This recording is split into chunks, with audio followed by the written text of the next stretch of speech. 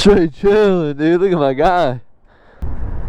Nice little view from the top of the parking garage. But alrighty, guys, let's get into the full mod list on this crazy bike we got sitting in front of us.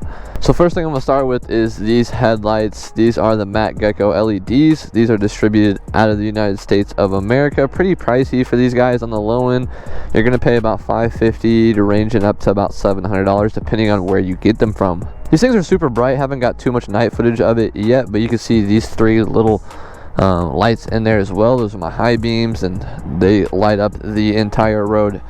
Definitely recommend these lights. They look phenomenal and they do serve a very good purpose. So moving down from there, we got the Pug Winglets. These guys, depending on where you get them from, they're about $200 to $250 brand new. They do come with little black inlet spoilers. I have the red ones on there. They're kind of see-through. Do like the red ones. Haven't put the black ones on there yet, so maybe eventually I'll throw those on there to see how they look.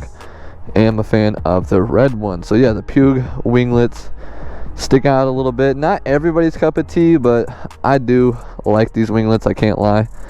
They come posted onto a little metal frame and two bolts basically going to where your existing bolts used to go. Since we're up in this area, I'll go ahead and talk about the Pug windscreens. Kind of a double bubble. It's a light smoke. I've had dark smoked ones, I've had clear.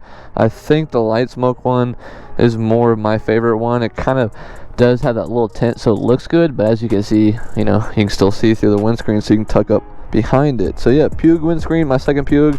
Definitely enjoy them.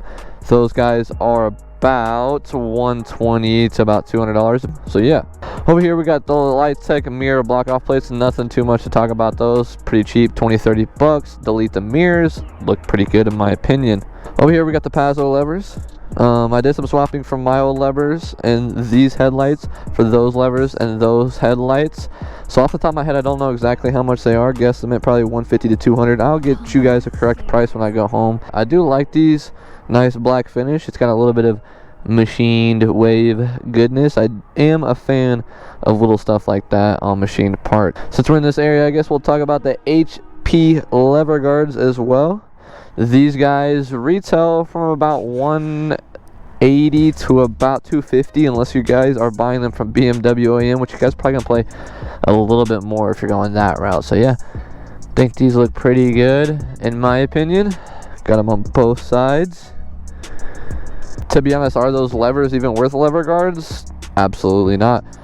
Will it protect my levers if I ever go down? Probably not. Do they look good? Absolutely. So yeah, that's my opinion on lever guards. Did go with the HP ones because I am a fan of that kind of gray titanium. Moving on down here, we got the radiator oil cooler guards. Depending on where you guys pick these up, what brand, it's about $80 to $150 for these. I recommend these fully because a lot of times you'll get rocks kicked up, and as you can see, I already have a little bit of those fins on that oil cooler that kind of flare to the side from rocks being kicked up.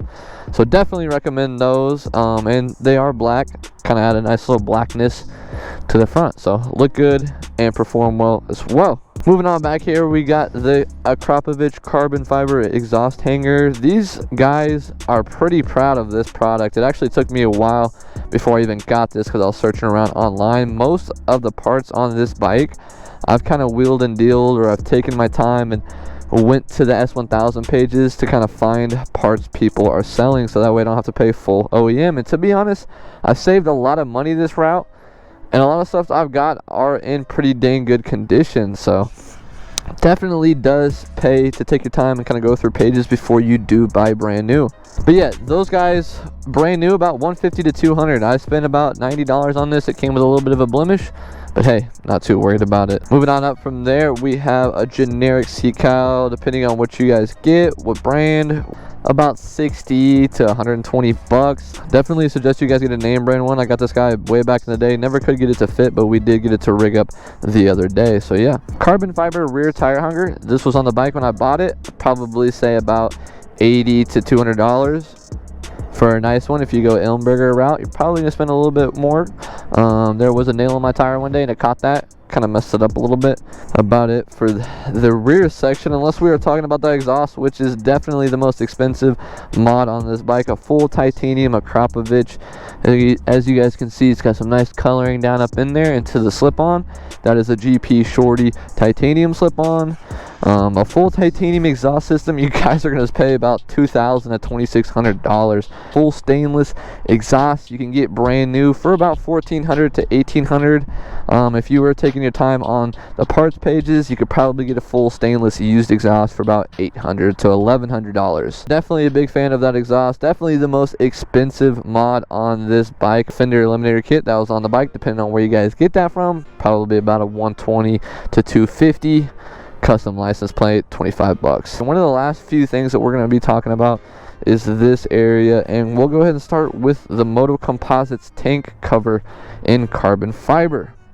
To be honest with you, man, this product, I am a fan of it. The price, how it looks, how it came out, the fitment, everything. $199 for this guy, and it covers the entirety of the tank. No, that is not a full carbon fiber gas tank. I wish it was. It is just a cover. So yeah, Moto Composites, my first piece I got by them. Definitely like the way the weave and the twill came out. Looks good, covers it, fitment's good. So yeah. Quick release gas cap. This is not a name brand like an Alpha Racing would be or a TWM, but it does serve a good purpose. Not too sure what brand that is. I did an oil change for a buddy and he kind of just threw me that gas cap. So yeah, I'd probably say about 60 bucks for that gas cap. If you guys are going to get like an Alpha Racing or a TWM, it's probably going to be more on the $120 to $200 side of things. As far as performance mods goes, some of you might just be here for that. Let's go ahead and talk about that. So first thing, as some of you guys may know, this bike does have a Brentune flash on it. It is the Stage 2, which is the final edition map. It comes with MR12. It's currently on the pump gas map. Paired with that, I do have an intake air temperature sensor relocation, which is kind of hard to see, but it's right up in there. Basically, that takes the sensor from on top of the motor where it's constantly hot, relocates it to the front to where it's feeding nothing but cold air. So that way, even on those hot days, it's kind of always telling my bike, hey, it's nice and cold outside, so it's allowing my engine to always get that peak power instead of sitting on top of my motor and all the heat from the motor. And that's what it's kind of telling my computer. So we have the intake air temperature sensor relocation, Brentune Stage 2 final edition, and the last thing is a Sprint filter. I believe it is the P08, the F185. It's the super clear one. It's their highest price one, their best one, as you guys would say. As far as mods goes, that's pretty much it, besides a couple little things like the engine guards. Those were on the bike when I bought it.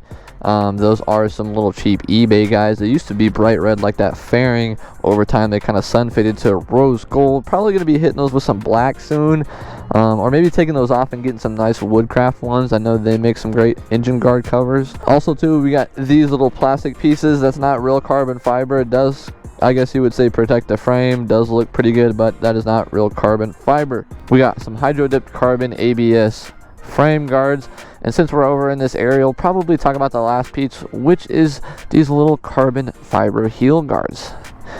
Look pretty good. Honestly, I need some rear sets, but they do look pretty dang good on there. 60 bucks are brand new from this. Pretty sure I got them from Bestum. It's been so long since I've had those. Or since I bought them. I bought those actually originally for the Gen 1 and replaced them from the Gen 1 to the Gen 3 now. Let me know what you guys think about this bike, all the mods. Let me know what your guys' favorite mod on this bike is down in the comments below. Anything you guys see on this bike that I should do, or what you guys would do, let me know. I want to get some opinions on it, and I definitely don't want to stop doing stuff to this bike, even though I should.